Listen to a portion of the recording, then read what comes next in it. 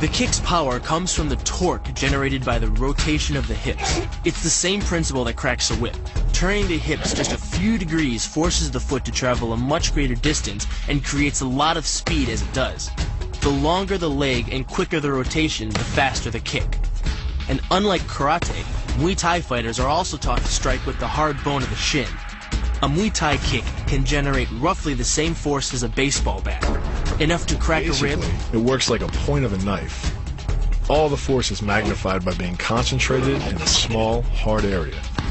Even if the elbow doesn't deliver a knockout, it will almost always leave a nasty cut, and often getting in close neutralizes the opponent's weapon advantage. Then, in the clinch, we bring the power of the knee to bear. Unlike the kick, which relies on rotation to create power, the knee gets its power from leverage. Pulling our opponent down as we drive the knee up can deliver up to 2.5 tons of force, enough to lift a car. It's not the arms, but the legs that drive this. Like a piston, the explosive power of the legs is capable of generating hundreds of pounds of force, all to a very vulnerable area, the soft underside of the opponent's jaw. Like the Hanuman move, the flying knee relies on the explosive power of the legs. But rather than spread the power of our blow over two fists, it concentrates it into the spear point of the knee and combines it with the force of gravity. It's the equivalent of hitting our opponent in the chest with a sledgehammer. Works on a concept called the couple. Basically, it's two levers linked at a single fulcrum, the elbow lock. And it doubles the foot-pounds of torque you can generate when compared to a single-arm lock. There's more than enough force to flip an opponent to the mat or dislocate his elbow. Using the twisting motion of the torso to drive the strike, the business end of the hardwood fighting stick can quickly accelerate to more than 25 miles per hour.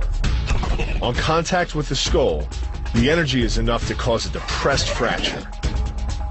It's the same injury-producing force as being hit in the temple by a hammer. Molly relies on something called a flexion moment imparted to the neck to do damage. An average man's neck can withstand about a 140 foot-pound flexion moment. Beyond that, soft tissue and even vertebrae can be crushed. By bringing your weight down fast, this move could easily deliver twice that amount of force. And it wouldn't just end a fight. It could leave your opponent paralyzed or dead. Close, the opponent's neck is exposed. But because of the close range, the hand doesn't generate a huge amount of force. It's enough to stun, but probably not enough to cause severe injury. But replace the hand with a weapon, a stick or a knife, as you would in combat, and this could become a kill shot. The kick's power comes from the snap of the knee. The snap is created when the quadricep, the largest muscle in the body, contracts and pulls the tendon connecting to the foot over the knee. Using the knee as a pulley, the strength of the quad is enough to accelerate your foot to speeds close to 30 miles per hour. Because the area of impact is focused on a small part of the foot, it magnifies the force of the blow, making it capable of dropping 1,000 pounds of force on your head. It's like getting whacked in the head with a Louisville slugger. It works by taking the opponent's blow at an angle, which deflects the energy of the blow away from the vulnerable torso. The harder you block, the further his blow will be deflected, and the more open he'll be to a counter strike. Rotating your fist 180 degrees right before it strikes the intended target. The twisting snap of the arm maximizes the speed of the punch and magnifies the force of the blow by concentrating the impact on the first two knuckles of your hand.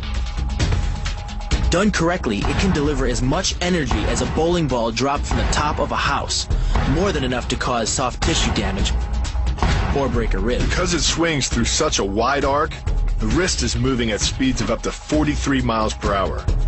And since the radius doesn't deflect or compress nearly as much as a fist, it can deliver a staggering blow, like being hit with an axe handle. This roundhouse kick is designed for maximum impact. With the powerful muscles of the thigh yanking the tendon over the knee, the foot accelerates from 0 to 21 miles per hour in just 1/3 of a second. Combine that with the reinforced shoe, and this kick can drive the nose bone back up into the brain.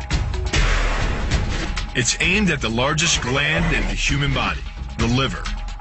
A direct hit won't just bring an opponent down. It can rupture the gland, causing severe internal bleeding. But the liver is well protected by the rib cage.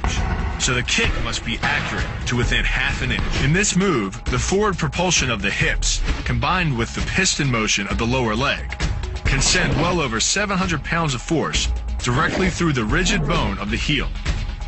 This impact won't just knock an opponent down.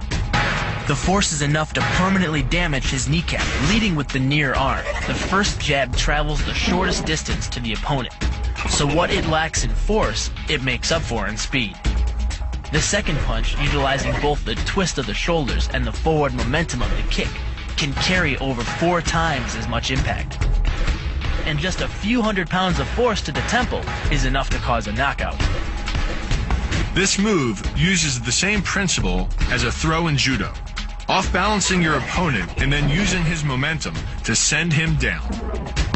But it's much more aggressive. The sweep here is actually a strike to one of the most sensitive areas of the body, the Achilles tendon. The Achilles tendon. The throw works just like a crowbar, where your leg is the lever and your hip is the fulcrum. The trick is positioning your body in just the right place. If you're just an inch off the placement of your thigh and hip, the amount of energy needed to throw an opponent can more than double. But performed correctly, Uchimata requires almost no energy, yet it can deliver up to 5,000 pounds of force. If it weren't for the mat, a throw like Uchimata would be enough to cause serious injury or even paralysis. You use the strength of your legs to maintain your dominant position while you secure the choke. Just a few pounds of pressure on the collar of his gi is enough to reduce the blood flow to the brain to a trickle and end the match. Hold this move for 10 seconds and the fighter will black out. Hold it just a bit longer and he's dead. By bending the elbow across the fulcrum of your hips, you're subjecting the weak joint to the leverage of 2 strong forces: the pull of your thighs on his shoulder and your hands on his wrists. As little as 1,000 pounds of force can be enough to destroy the elbow. The leverage of the armbar can supply much more than that. The sacrifice throw is a simple lesson in conservation of energy. The stronger the opponent attacks, the further he gets thrown. It works like a catapult, where your opponent's momentum supplies the counterweight.